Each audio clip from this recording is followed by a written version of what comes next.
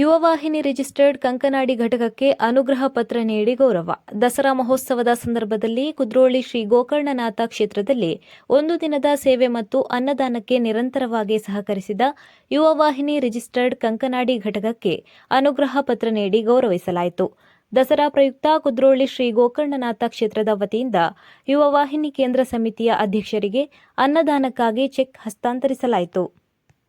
ದಸರಾ ಹಬ್ಬದ ಪ್ರಯುಕ್ತ ಈ ಹಬ್ಬದ ಪ್ರಯಾಣ ಸುಗಮವಾಗಿಸಲು ಕರ್ನಾಟಕ ರಾಜ್ಯ ರಸ್ತೆ ಸಾರಿಗೆ ನಿಗಮ ಕೆಎಸ್ಆರ್ಟಿಸಿ ವಿಶೇಷ ಸೌಲಭ್ಯವನ್ನು ಕಲ್ಪಿಸಿದೆ.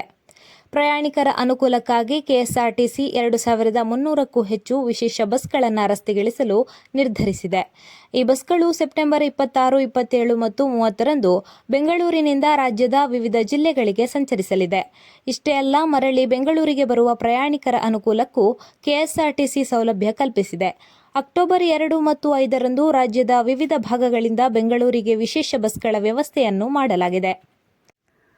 ಇಂದು ಚಿನ್ನದ ಬೆಲೆಯಲ್ಲಿ ಗಮನಾರ್ಹ ಏರಿಕೆ ಕಂಡುಬಂದಿದ್ದು, 24 ಕ್ಯಾರೆಟ್ನ 1 ಗ್ರಾಂ ಚಿನ್ನದ ಬೆಲೆಯು 11,432 ರೂಪಾಯಿಯಾಗಿದ್ದು, 174 ರೂಪಾಯಿ ಏರಿಕೆಯನ್ನ ಕಂಡಿದೆ. 22 ಕ್ಯಾರೆಟ್ನ 1 ಗ್ರಾಂ ಚಿನ್ನದ ಬೆಲೆಯು 10,480 ರೂಪಾಯಿಯಾಗಿದ್ದು, 160 ರೂಪಾಯಿ ಏರಿಕೆ ಕಂಡಿದೆ. 18 ಕ್ಯಾರೆಟ್ನ 1 ಗ್ರಾಂ ಚಿನ್ನದ ದರವು 8,575 ರೂಪಾಯಿಯಾಗಿದ್ದು, 131 ರೂಪಾಯಿ ಏರಿಕೆ ಕಂಡಿದೆ.